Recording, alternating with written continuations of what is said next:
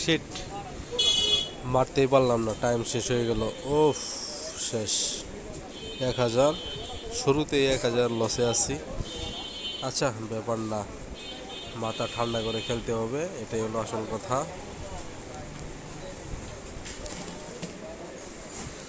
দেখা যাক, 2 2 4 5 900 টাকা বিট করছি, দেখি কি হয়।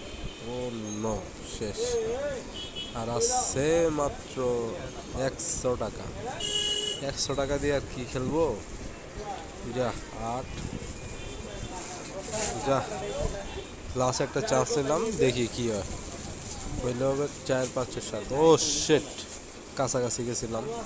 যাক, ব্যাপার না, ঠিক আছে, বাই বাই।